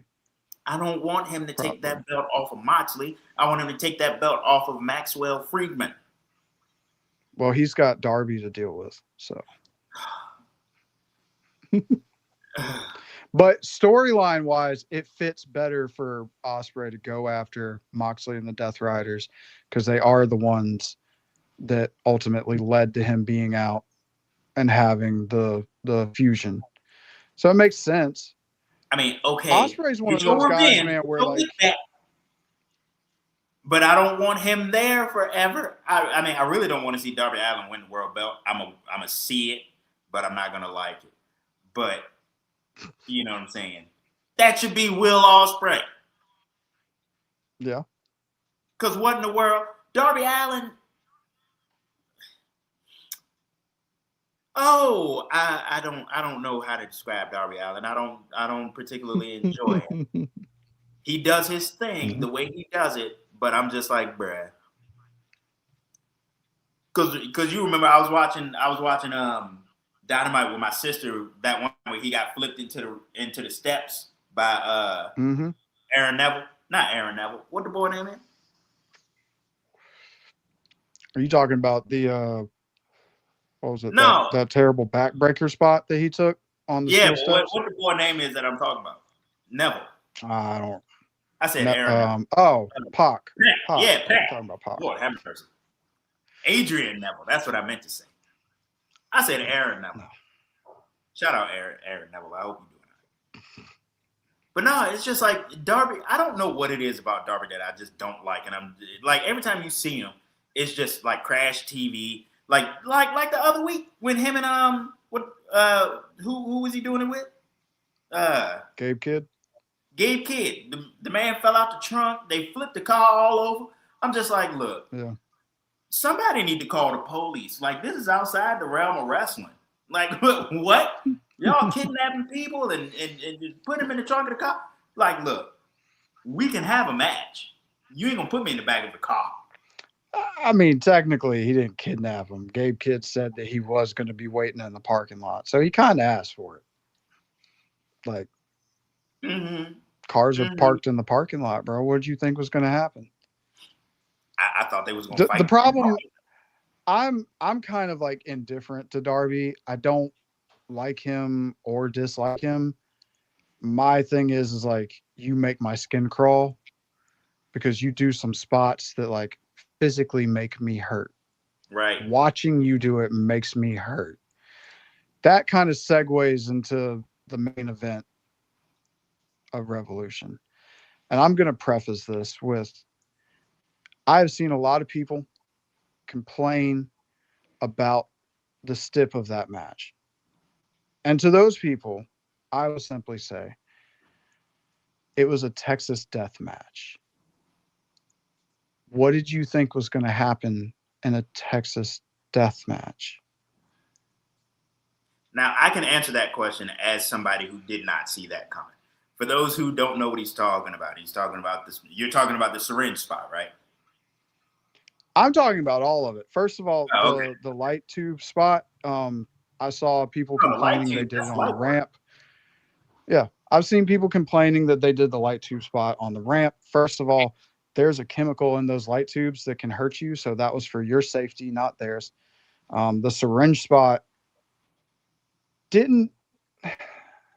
I didn't feel a type of way about it. My wife did not like that match at all. She was disgusted. It made her feel a type of way. But I'm talking about, like, I've seen podcasts, X posts, Instagram, TikTok, people complaining about the violence in the match period. And like I said, to which I would say to you, it was a Texas death match. What did you think was going to happen in a Texas death match? Right. Now, from the other side, like, you grew up watching ECW, yes? The original ECW. And if you didn't grow up watching it, I'm sure you've seen it by now, right? Yep. Now, my dad did not let me watch ECW, so I didn't come up seeing all that extra. The only extra I saw was Monday Night Raw in like 1998. It was like, oh, Stone Cold's driving a Zamboni, but he didn't drive over anybody. In ECW, they probably would have drove over somebody. So I get exactly where your wife coming from with being disgusted and all that stuff. I personally wasn't disgusted, but when it goes to stuff like that, like, we're used to chairs, tables, ladders, using the belt or using like a loaded boot or like that. We're used to some weapons. But like a syringe, you know what I'm saying? A syringe, you stick it through a brother. Like, I didn't like it when Swerve and them did it. You know what I'm saying? It's like a syringe, bro. Mm-hmm. Like, you just taking a random syringe you didn't find. Like, we still in COVID times. COVID wasn't that long ago. You know what I'm saying? So you gonna sit there and tell me you gonna let another mother lover stick a syringe in your mouth, in your face? Where has that been? Because we saw the dark side of the ring of Abdullah the Butcher, where he was messing up people and gave that dude that disease. That's what I be thinking about. You know what I'm saying? It can be under a Texas death match, but to wrestling fans like me, that just means no disqualification. You know what I'm saying? What's next? They just gonna pull out the blicky and bow. 1, 2, 3. When MJF made his entrance. When MJF made his entrance, I thought that we were going to be in for one crazy death match. You don't pull out the Terry Funk reference if you don't plan on having a Terry Funk-esque match. Did Terry Funk shoot a needle in somebody's face? He probably did. He's done some way crazier stuff than that, like the brand table spots. I've seen him brand people. The most memorable one for me was where they made like what I would equate to like the Eiffel Tower of chairs, tables, and barbed wire. And then he got flipped through like 4 different tables that all had barbed wire on them. And it took him a hot minute to get out. Send me that clip. Yeah, like what I'm saying is that someone who's seen death matches, GCW, Terry Funk, ECW, comparatively, this one was very, very tame. This was not, like a full out, like 100% death match. For most casual people, yeah, this was extreme. You're used to, the street fights, or maybe even like the older like WWE matches, like Hell in a Cell, where like you would see some crazy stuff. I thought going into this match that MJF was or needed to be the winner of this match. I didn't think it was going to happen, though. You didn't think that MJF was going to win? I didn't think so because of the stip that was put on Adam Page where, he would never challenge for the title again. Yeah, I don't like things like that. I don't like things like that because normally you can tell what the finish is going to be. Like, right. Especially if it's a real popular guy. I went into it thinking like this would benefit MJF more in his character than it would Adam Page. I could see them giving it to Adam Page because if he didn't, he'll never challenge for the title again. Right. Which apparently, according to Toni in the media scrum, was like a handshake deal. So it could technically be walked back. If they walk it back, bull junk, and I ain't gonna watch it no more. I'm gonna cut that stuff smooth off. But now it's the same. It's the Cody problem, man. Like you've put I would argue probably like behind Darby, like your top face in the company in a box where he can never challenge for the world title ever again. Exactly. He can go because this wasn't the whole, Now see, I would have liked it better if it was one of those I'll never challenge you for the world title again. For as long as you to go to the extreme of I'll never challenge for the belt ever again. I don't like that. Why would you even do that? Why would you even do that? I mean, because wrestling logic would say like if I can't, right? I think he's finna go to WWE. That's what it is. 30? That's the same thing. I don't know. I ain't never fighting for that belt because I want to become WWE champion. Well, Hangman's already been AEW champion like 3 times. I don't see Adam Page going to WWE. He's one of those homegrown. But he can't be AEW champion no more because of a stupid decision that he made. But it's like you said previously, sir. Like they have 17 other titles you can go after. Mm-hmm. Maybe it's one of those things where Adam Page. Maybe Adam Page wants to just Luke Perry's son. I mean, he could for the AEW. For the AEW, what belt he got? He's got the national championship now. The national belt, or fight Kikuchi for what belt he got? Who? The unified title. The unified belt, or fight John Moxley for the Intercontinental belt. Continental. He can't get back with Jet Speed Rodeo because they with Sin Cara. Azul, for those who know. If you know, you know. Miko. Now. No. His mama named him Sin Cara Azul. I'm gonna call him Sin Cara Azul. And but like that's it. And speaking of AEW, real quick, where the hell is Bobby Lashley at? You don't know. Maybe he's hurt. We would have seen that. Maybe he's mad. Maybe he might be mad. I just seen that MVP and Shelton Benjamin just signed some extension, but he ain't say nothing about Bobby Lashley. Bobby Lashley on the way back to WWE. Bet money. Throw it on the floor. Maybe. Hold on. I don't know, man. It's no. One of those deals throw it on the floor. I don't carry cash, bro. I do. As you can see, this $1 bill, baby. I'm a former truck driver, and I learned that lesson: do not carry cash on you. And I don't carry cash. Okay. You got trauma. I didn't mean to open up a wound. I ain't got trauma. I just don't carry cash. Well, you go to Walmart and you still can't carry cash at Walmart because half the machines don't take cash. It's all card. That's in the way. But I used my card at Walmart the other day. I bought a new shirt. Whatever, Shane. I went on. I don't know, man. I know. I think it's a tricky situation, man. There are people, believe it or not, that are team players, and maybe Adam Page wants to give other people a spot in the main event that he feels like maybe he's taking a spot from someone else. It's hard to say. It's too soon because it just happened. I did see that. I guess he was planning on taking like an extended period of time away, which good for him. Like everybody needs that. But everybody can't do it at the same time. We're going to be missing him and Toni Storm for a bit. I mean, that's not the whole show. Yeah, they still got the Death Riders and MJF. They've got an abundance, man. And you got Osprey back in the mix. Osprey does a lot for them.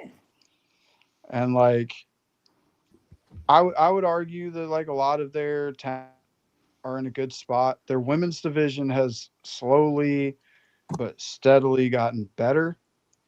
But it used to be the thing with Willow. Mm-hmm. No, there you go. She's no longer a double champ. Toni listened to you too. Took the title from her. He did, didn't he? I said she gonna lose one up.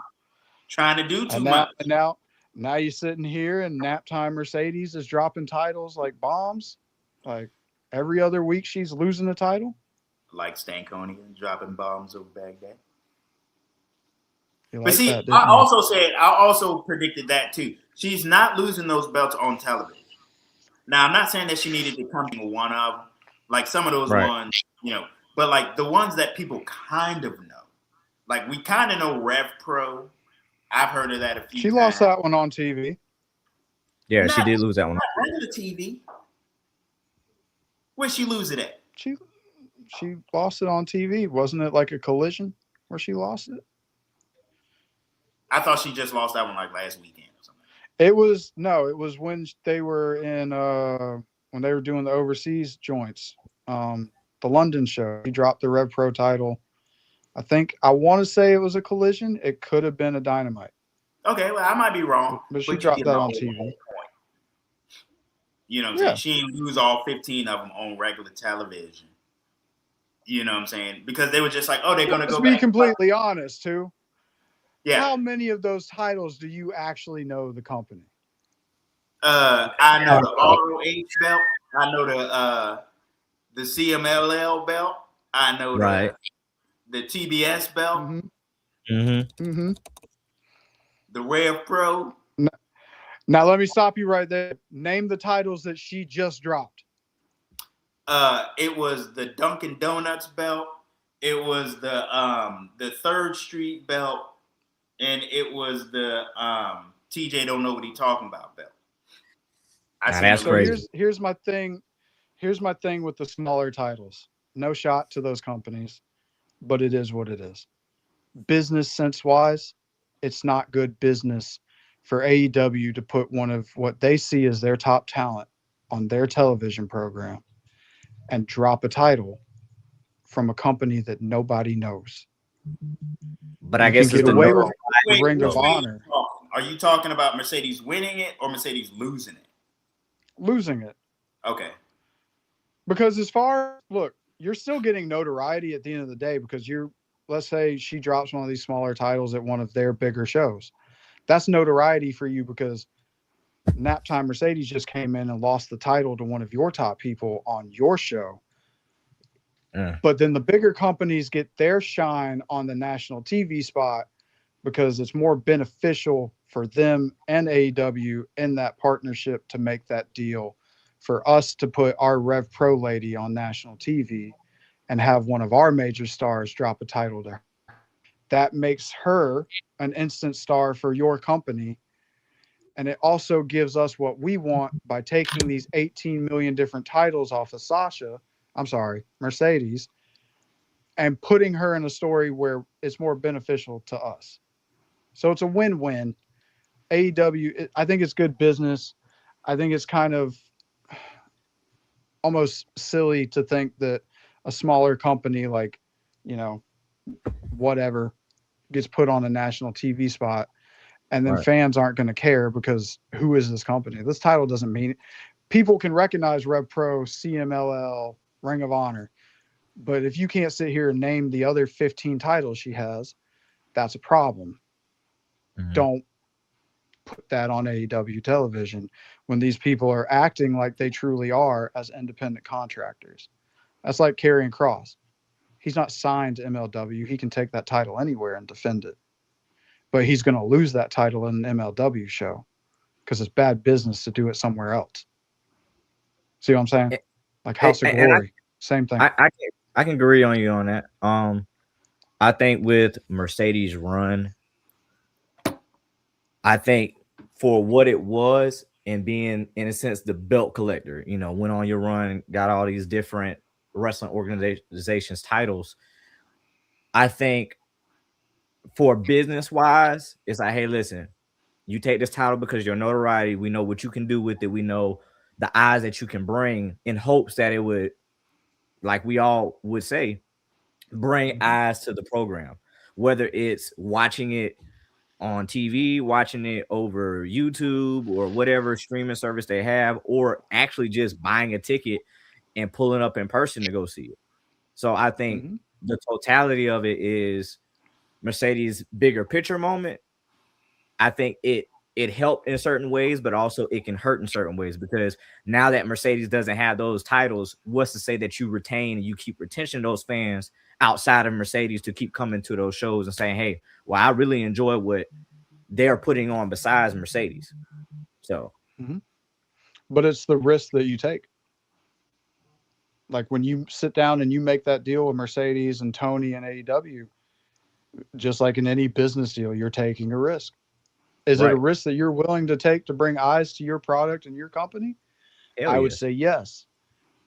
Now, my problem with the belt collector thing is I like the way that Kenny Omega did it because it was all companies that were notable, incredible. It brought more eyes to that product because people were switching over and watching TNA. They were watching Ring of Honor. They were boosting the ratings of those shows. My problem with it is like you deal yourself out to these smaller companies. And the flip side of that would be is that you are kind of sort of risking taking a hit because we don't know what these companies are. We know Ring of Honor. We know CMLL. We know Rev Pro. But the other 18 titles you got, outside of maybe the New Japan titles, nobody knows who these people are. So you're also taking the risk just like they're taking the risk. So that's why I say it kind of cancels each other out. It's a 50-50 thing. You got to do what's best for you at the end of the day. If that's what they wanted, cool. I have no problem with it. I just don't like the way that she wrestles. Who, Mercedes? Yep. Me neither. I just don't I ain't never been a Mercedes lady. Me three. Mercedes Sasha Banks? No. I never was really a big fan of it, but hey, at the end of the day, there's a lot of people that don't translate well into ring to certain people. And I think with her, even though she may not fit to our demographic, she fits to somebody demographic for one, because how big of a star she is. And I think that's what makes up for it, is that how big of a star you are, and people that are not looking for these moves or what a particular wrestler, if you're a technical wrestler, if you're a powerhouse, high flyer, striker, whatever, but a lot of people who are in the nitty gritty and putting you in those categories, they're not looking at that. They're looking at, can you bring me laughter? Can you bring me realness? Can you bring me a good storyline? Can you bring me that you're that MFer? Can you win championships? Can you do X, Y, Z? She can translate not only onto a wrestling screen, but she can translate onto a Disney screen or onto Paramount, whatever. She's transitioned just wrestling. So I think that's exactly what saves her to a lot of people, because again, a lot of the casual fans, are they checking for that? It's like I said earlier, man. I'm not going to sit here and ever yuck on your yum. If Mercedes is what you get down with, cool. I'm happy for you. I'm genuinely happy. There is one, however, that I'm sorry. I can't. And I'm looking right at X when I say this. Oh, Lord. Nikki Bella needs to go all the way away and take your sister with her. I don't want to see it. I don't. Go away forever. Go away. Forever together. Go away. I can't. That's the one I'm going to yuck on. I'm sorry. Look. I'm sure the Bella Army or whatever will come for me, but I can't. I'll bow out on that one. I'm not. The Bella Army is like 8 people, bro. I believe you'll be fine. Yeah. Unfortunately, dude, it's a lot more than 8 people. Oh, well, whatever. I can't. My thing about them is I'd have been cool. I'd have been cool with a Brie Bella return if it happened in AEW. Right. I'd have been fine with that. Because there's no reason well, let me rephrase. There's not no reason for her in WWE. She's got a long history with her. But wasn't she just talking ish a few months ago? You know what I'm saying? Oh, I can't come back because my husband works for AEW. Well, go to AEW then.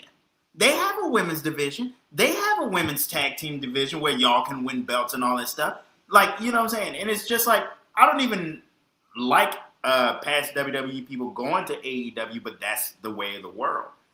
Go, have success, win them belts, do whatever you want to do, and like most people do, rub it in WWE face. Hey, we over here winning belts. It could have been you, but they didn't do it, and now they can win them women's tag team belts at WrestleMania. I just would have been happy. I don't think that the Bella Twins work in AEW ever. In any form of reality. I don't think they work in AEW ever. I think that's why they're both with WWE still. No. I mean, like, work with the crowd. Like, their women's division is way different than WWE's. More the fans, I would.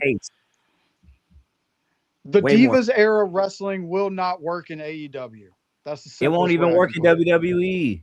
Nope. It doesn't. WWE now, no. Nope. It doesn't. More specifically, especially AEW is going to have. They didn't have any options. There's no options for them. If they wanted to come back, it was WWE or nothing. Okay, but it is what it is, man. Being in AEW. Yeah, I'd have been more happy with that. Like, they can be in WWE, you know what I'm saying? I can't do nothing about it. I'm just a guy. But I mean, well, like I said, I know we said on the pod multiple times. I know individually we have said it, that for a while, wrestling was centralized into one location. And even though there was opportunities, it's just what was in your face was WWE. The fact that we have different alternatives now, and I mean, it's way more than somebody can divulge in for just a quick moment, because you got WWE has 11 different programmers, AEW has 11 different programmers, New Japan, CML, AAA, you got MLW, Pro, Ring of Honor, you got Like you just have so many different ways to digest and intake wrestling now that it's a pick of the litter. Pick which one you like and go from there. And watch it. Because at the end of the day, you like what you like. And I think moving forward in wrestling, we always gonna give our critiques. Us fans, us hardcore casual fans, we're going to tell what we like and what we don't like. We're going to say that, hey, we don't think this was good. Like the build to Mania. We know Mania builds are make or break. Sometimes the Mania builds can be so trash and they say, no, you have a great WrestleMania, or it can be you have so much of a trash build and have a trash Mania. And now you wasted a year. And granted, injuries come involved, whatever, but wrestling still shouldn't have to take a hit because injuries happen. It's building the next generation, building what's next. And I want to say this before we even get off is that I want to send shout outs to AEW because I know y'all touched on it. I heard when y'all were touching on it, they're clicking on a lot of cylinders right now, creatively, in ring. Granted, it may not be everybody's speed or taste or style, but they're taking the time to give fans what they want. They may give them fast food in certain areas, but then, like how Roman said, they may give them a gourmet, 5-star or a 5-star meal. In a sense, they're giving them steak dinners. They're not certain things you can give hamburger out. Certain things require a steak or a medium well steak because we don't. And that was Osprey's return, right? The vignette, him coming out and just taking everybody out. You know what I'm saying? I was mad because I missed it. You know what I'm saying? I watched it back, but I was mad because I missed it because I ain't even gonna lie. Y'all know I was not an AEW guy, but Will Osprey is my guy in AEW. You know what I'm saying? He is my guy. Like he come out, I hear that music, when I'm like, oh, Osprey. Like, on my couch, bro, I'm marking out whenever he comes out. That is my guy. So when he came back, I was just like, oh, snap. And so I need him to do big things with this return. You know what I'm saying? I need him to do big things with this return. And it's just like you say, they've been clicking. You know what I'm saying? They haven't. Now they're going to have, since Toni Storm is out, and who else we said was going to be out? Hangman? Hangman. Yeah, because they said that those returns are going to be hot. Right. You know what I'm saying? But they just doing the doggone thing right now. You know what I'm saying? I just need them to put pay-per-views back on Saturday so I can watch them. Yeah. I think overall where we are with wrestling right now, like we just talked about and like we've been talking about for a while, we're in a great era for wrestling to be provided to the masses in so many different ways with HBO Max, My AEW, Netflix. Use on there live? Well, I don't think for the US crowd, but that's more so for the international crowd. The My AEW is for international. Yeah, just to get away from the Fight TV thing. Yeah, so that helps them tremendously with people overseas getting content, and wrestling is just in an influx of content. Influx of not only are you getting promoted via TV, you have shows that are being streamed on Instagram and YouTube, like your highlight tapes. Like it's wrestling is everywhere. And I think us as wrestling fans, we can always appreciate good wrestling being somewhere because we can see a clip of a match like, dang, who is that? Or where did that come from? Or let me check them out. And now your intrigue gets spiked or you get a certain interest.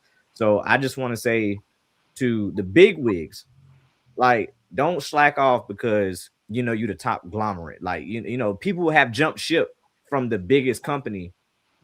And I can say for me personally, I've left wrestling because I just felt like, hey man, listen, the wrestling just ain't hit for me right now. I'm just mentally not into it. Like I'm not connecting with it. I'm not clicking with it. And sometimes you need that break away from wrestling to come back and enjoy it. So for those that are just getting into wrestling, I hope you enjoy it. I hope this time that you're coming in, that is something that you are being fed with. For the ones that have been sticking around hardcore for the longest, keep holding on. Keep pushing, keep fighting, because there's gonna be ups and downs as we see in the business. And for those casual fans, it's a wild ride, dude. Right. It is a wild roller coaster ride, but wrestling brings people together, brings us brothers, sisters together. It brings That's why positivity. I never took a break. That's me and my dad's bonding thing, bro. And that's lovely. Like that's lovely. No pun intended. If you know, you know, and when you do know, we gonna tell you. Yeah, we gonna tell you. But I'm glad to hear that, bro, because wrestling builds relationships. It binds and intertwines into the day-to-day life. You know how many people that we've met in wrestling and we've been this close since. And for that niche crowd to be like, I love wrestling, because you know you got them people that say, oh man, you're a loser because you like wrestling. You know, wrestling's fake, wrestling is this. But wrestling matters in my life, in your life. But they like Harry Potter. Right. In the real fans' life. They got the ropes. Oh no, right, I'll tell you a funny behind the scenes story before we go, man. Me and Carlito have been friends for almost 2 decades, almost 20 years going on. We hated each other when we first met. You know what made us friends? Harry Potter? Wrestling? No. We were cleaning up Papa John's one night, and I had a DX shirt under my uniform, and he was a Shawn Michaels guy, and I was a Triple H guy, and we've been friends ever since. Ah, that's crazy. All it took was one T-shirt, bro. I did not know that. One wrestling T-shirt. That's crazy. I thought y'all went to school together or something like that. I ain't know that. Mm-hmm. Nope. Oh, that's funny. That one T-shirt turned into a friendship, and he was like the best man at my wedding. Oh wow! One T-shirt. Yeah, crazy, huh? Little bit. I don't have no stories like that. Me and my dad love Steel Reserve.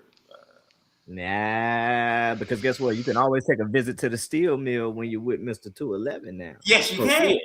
Yes, you can. The well-lit steel mill. Don't forget. The well-lit, nice and proper lighting on the face. I ain't cut on none of my lights in here, and you can still see me. Mr. 211 looked like me. You know, he said, I'm not that light. I'm not that well-lit. Looking like Trick Williams with no braids. Well, yeah, you had me with that one. I was laughing my ass off. It's like TJ looked like hey, bro. We had to replace the doppelganger because we lost Minnie Mello this week. Yes, we did. But guess what? I'm gonna get some fake dreads in a Snow Patrol coat next week. There you go.